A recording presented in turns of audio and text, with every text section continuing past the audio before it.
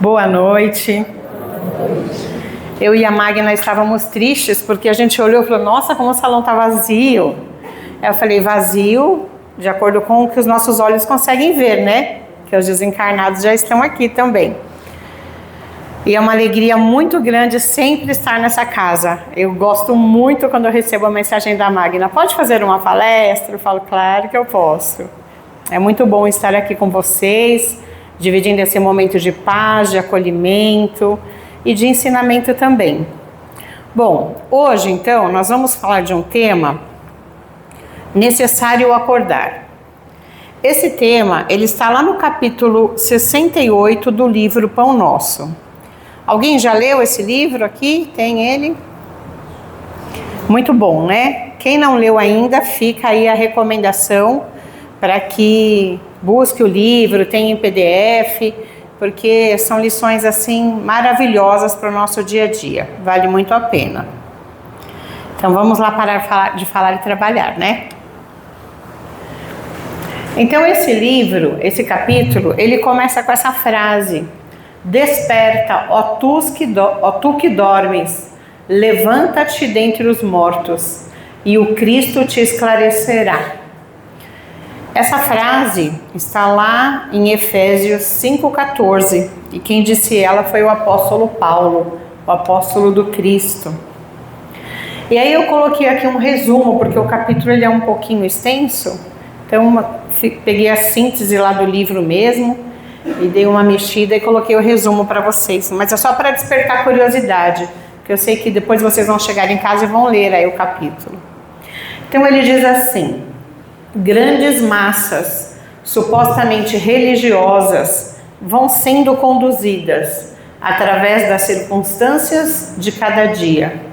Quais fileiras de sonâmbulos inconscientes. Fala-se em Deus, em fé e em espiritualidade, qual se respirassem na estranha atmosfera de escuro pesadelo. Sacudidas pela corrente incessante do rio da vida, rolam no turbilhão dos acontecimentos, enceguecidas, dormentes, semi-mortas, até que despertem e se levantem através do esforço pessoal, a fim de que o Cristo as esclareça. Muito interessante, porque Jesus, ele veio há tanto tempo para nos ensinar, para nos esclarecer sobre as leis mosaicas, sobre o Velho Testamento, que era muito difícil de entender. Então ele veio para esse planeta para ser um exemplo vivo de como colocar tudo em prática que estava escrito. E depois de tanto tempo, ainda estamos adormecidos. A gente ainda tem desculpas: ah, mas é difícil, ah, eu não tenho tempo, ah, eu não consigo entender. Jesus falava por parábolas, eu não sou bom nisso de enigmas. E o tempo vai passando, e ele passa, né? Ele não espera ninguém, não dá nenhuma pausa. E quando a gente vê, a gente já está aí com 40, 50, 60, 70 anos, já é o momento de desencarnar. E o que nós fizemos com essa encarnação? O que nós fizemos com o plano que nós traçamos para esta vida aqui? Então ele fala isso, que a gente vai seguindo no dia a dia, respirando automaticamente, tendo fé automaticamente, falando de Deus automaticamente, sem parar para prestar atenção no nosso dia a dia e na missão que nós viemos fazer aqui, e sem refletirmos muitas vezes se estamos de acordo com essa missão. Então é muito interessante a gente entender um pouquinho disso. E o que o Evangelho nos ensina então sobre esse assunto? Jesus, ele teve vários chamados para despertar a nossa consciência. Peguei só 3, não vou pegar todos porque a gente só pode ficar aqui até as 23h50, não pode passar da meia-noite, senão a gente colocaria todo o Novo Testamento aqui, mas até 23h50 está tudo bem, né? Então lá em Lucas 17:21, ele diz assim: porque o reino de Deus está dentro de vós. Jesus indica que a busca divina não é externa, mas sim uma redescoberta interna. E aí lá no livro de Mateus, em 6:22, ele diz assim: se teus olhos forem bons, todo o teu corpo será cheio de luz. Que é isso? É um chamado para tocar no que é espiritual e positivo, permitindo que a luz interior ilumine a existência. E lá em João 8:32, ele diz assim: e conhecereis a verdade, e a verdade vos libertará. O despertar ocorre através do reconhecimento da verdade espiritual, libertando das ilusões do ego e do mundo. Somente em 3 frases, em 3 capítulos do Novo Evangelho, nós já temos aí uma lição para a noite toda. Gente, é brincadeira, nós não vamos ficar até 23h50. Eu até parei de ouvir a respiração aí das pessoas. É só para vocês não dormirem, porque o tema é tempo de despertar. Então, olha só, quando Jesus ele diz assim, o reino de Deus está dentro de nós, ele está enfatizando que nós somos feitos dessa essência divina.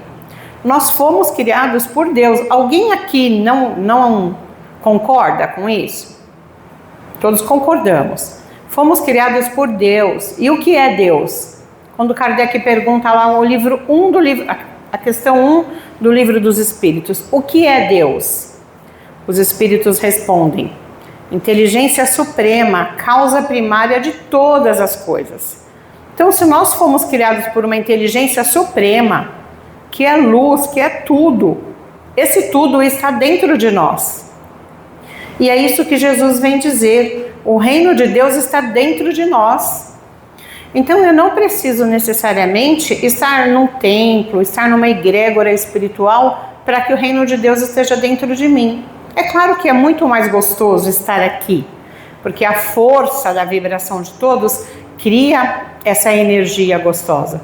Mas tem gente que nunca colocou os pés dentro de uma igreja e é praticamente o Deus aqui, que é benevolente, é caridoso, é amoroso, né? Segue as leis divinas. E tem gente que vive dentro de um templo e só está lá, como dizem, esquentando o banco. Então o reino de Deus, ele está dentro de nós. Às vezes eu não preciso estar aqui para me sentir em paz. Eu posso me sentir em paz no meu trabalho, no trânsito, no trem, no ônibus, na minha casa, em qualquer lugar, se o reino de Deus estiver dentro de mim. Como a Magna falou, quando Jesus disse, eu vos dou a minha paz, eu vos deixo a minha paz, essa paz tem que estar dentro de nós. E se essa paz está dentro de nós, nada nos abala.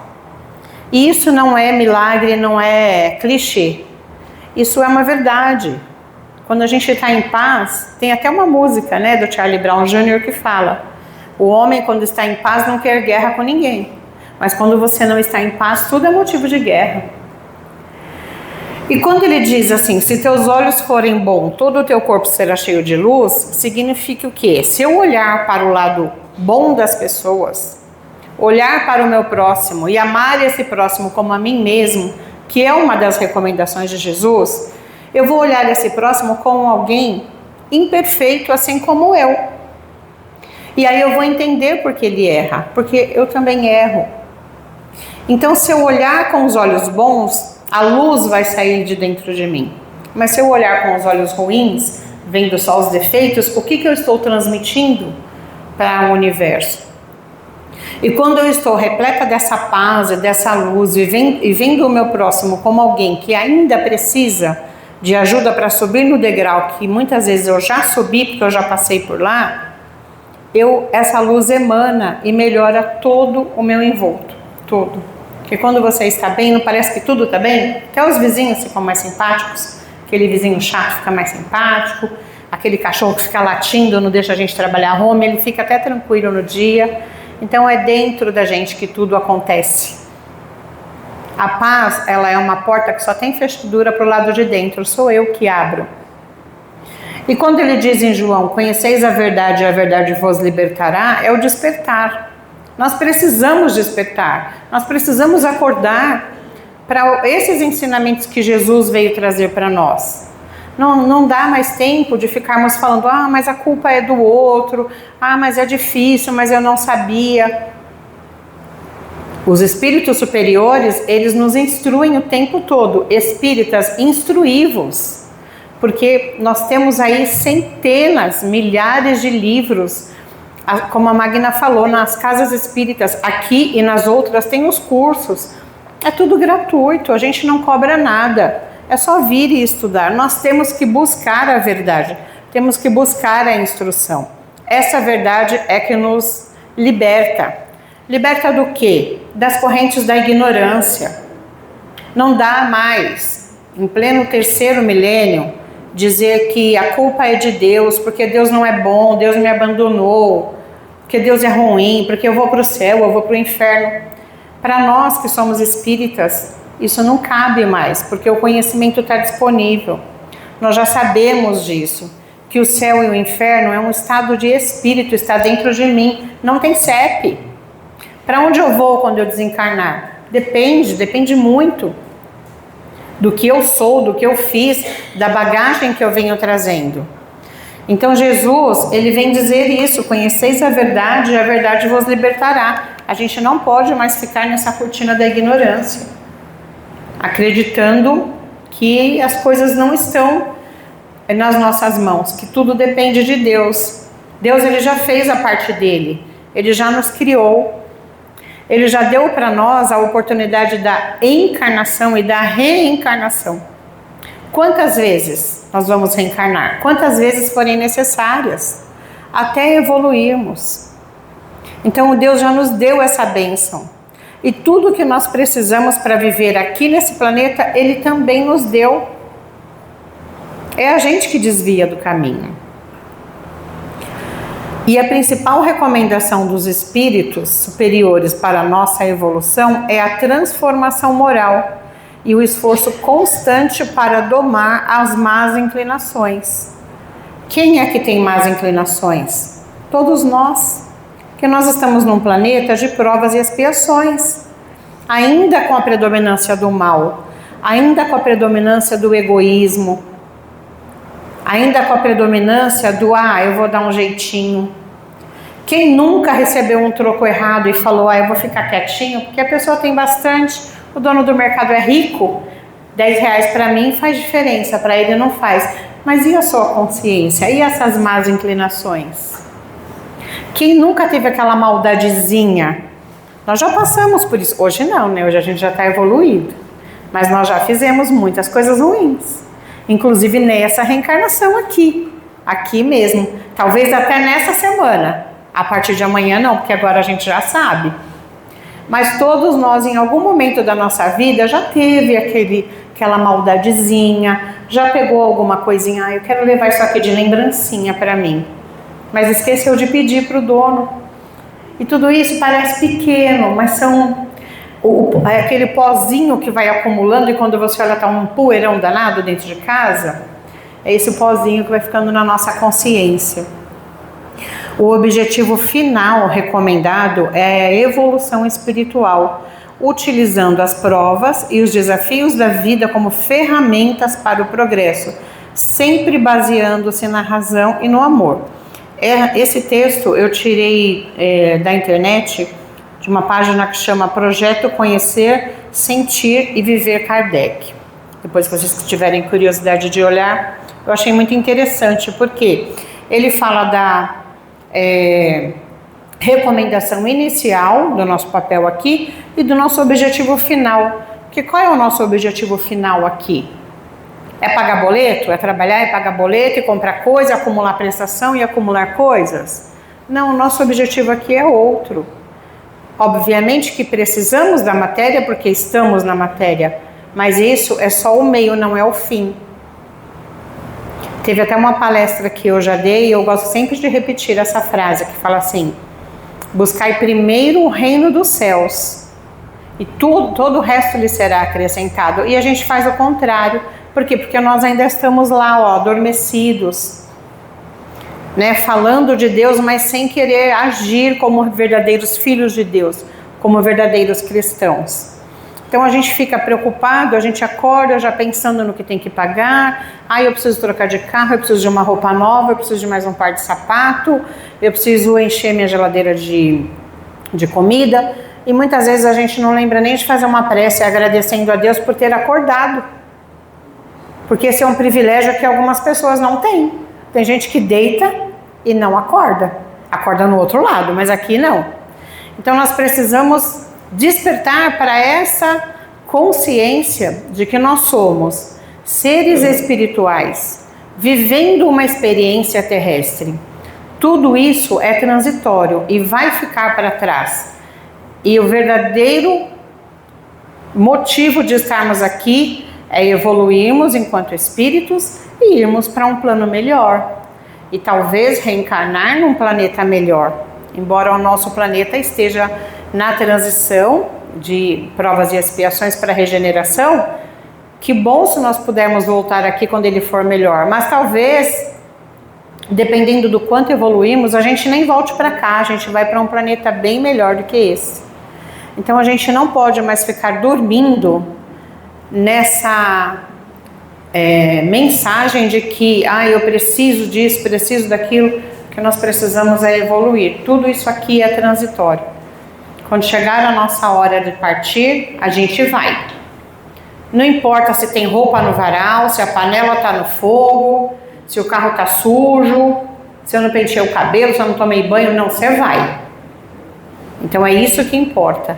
É nós estarmos em paz com a nossa consciência e dia a dia aprendermos os ensinamentos que Jesus nos trouxe. Porque senão vai ser mais uma reencarnação desperdiçada.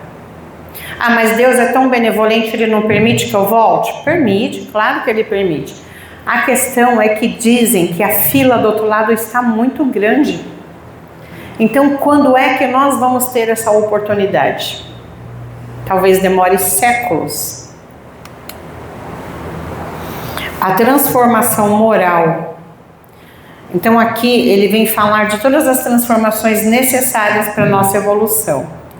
A transformação moral, o foco deve ser o aperfeiçoamento interno, esforçando-se para mudar para melhor. Nós temos que nos esforçar sempre para mudar para melhor. Porque neste mundo que nós vivemos de provas e expiações, tudo está sendo conduzido para o caos, e é natural. Tudo naturalmente é conduzido para a destruição. E isso faz parte.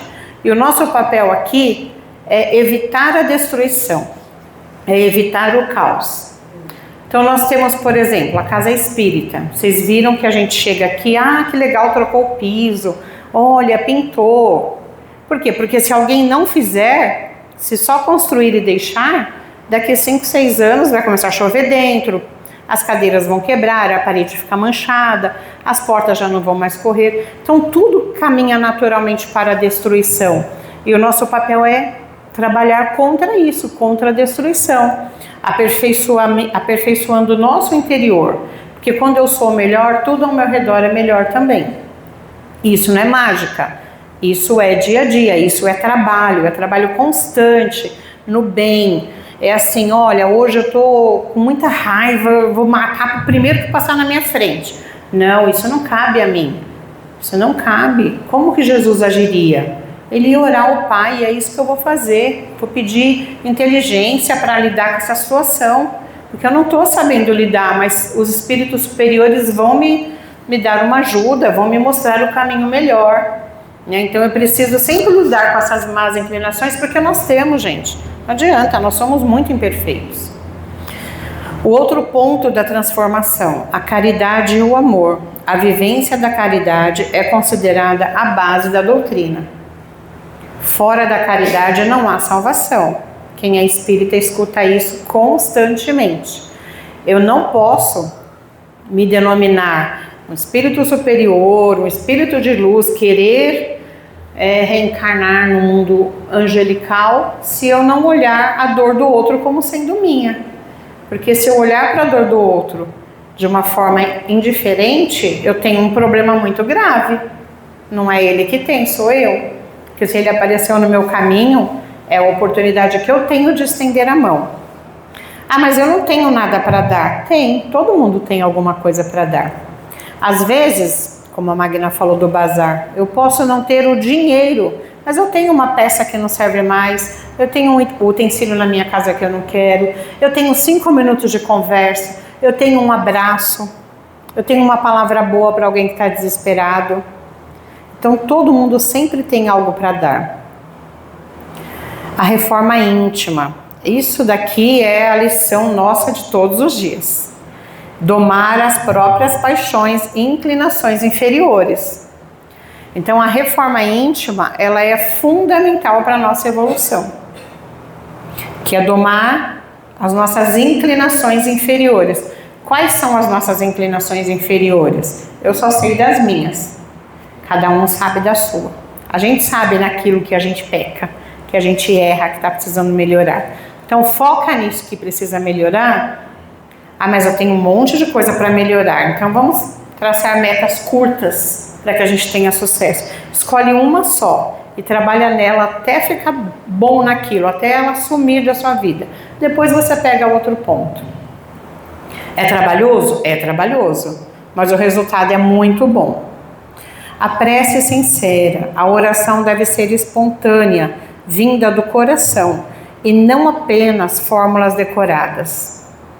Então, quando eu vou fazer uma prece, quando eu vou me ligar à superioridade, pedindo ajuda para qualquer coisa, ou agradecendo, né? Porque a gente não faz prece só para pedir, a gente faz para agradecer, que seja sincera, que seja do fundo do meu coração, que não seja aquela coisa assim, ai Pai Nosso, depois amanhã eu termino que eu estou atrasado. Não, tem aquele momento, não precisa ser uma prece de meia hora, que seja de 1 minuto, mas que ela seja intensa, que você esteja presente, 100% presente naquele momento. Não fórmulas decoradas, estudo e estudo. Por que eu coloquei estudo e estudo? Porque, gente, não tem como, se você não estudar, você não aprende. Não dá para ficar só vindo aqui e assistir palestra. Eu adoro que vocês venham e quero que venham, mas não é só isso.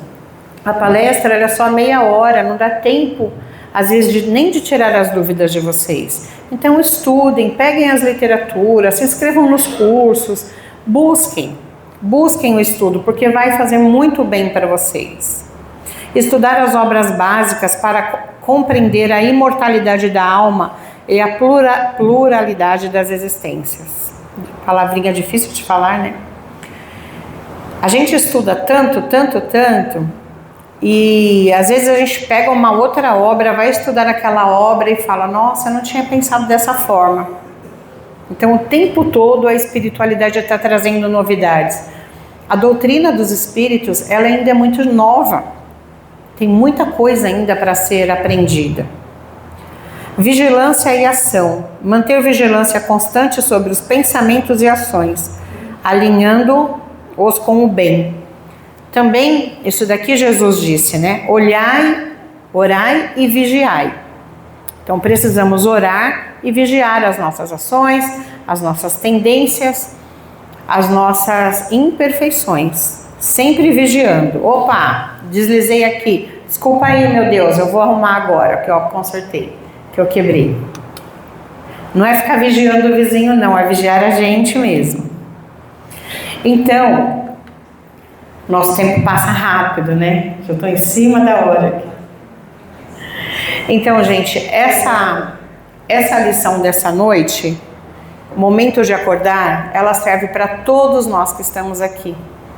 Porque todos nós, em algum momento, ainda estamos adormecidos. E o tempo, ele está passando. Nosso planeta, ele está se transformando.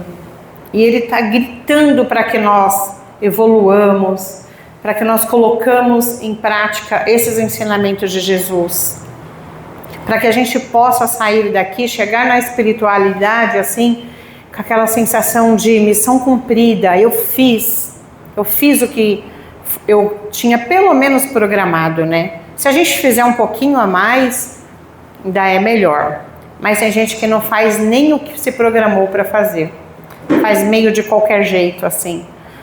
Aí desencarna, dá um trabalhão danado para a espiritualidade, para o pessoal aqui da mesa mediúnica, né? Então que nós não sejamos essas pessoas que vão dar esse trabalho, não. É fácil? Não, não é fácil. Mas são escolhas que nós fizemos e que nós fazemos todos os dias. Então que nós possamos escolher estar com Jesus, estar com essa paz dentro do nosso coração, estar sintonizados com o bem, com a luz, sintonizados com Deus. E o que vai trazer para nós essa facilidade de percorrer esse caminho do bem. Estarmos sempre nessa transformação moral, sempre evoluirmos, mas não pensando somente nas coisas materiais, porque elas vão ficar para trás, mas pensando que somos espíritos eternos e tem algo muito grandioso nos esperando do outro lado, que é a nossa pátria verdadeira.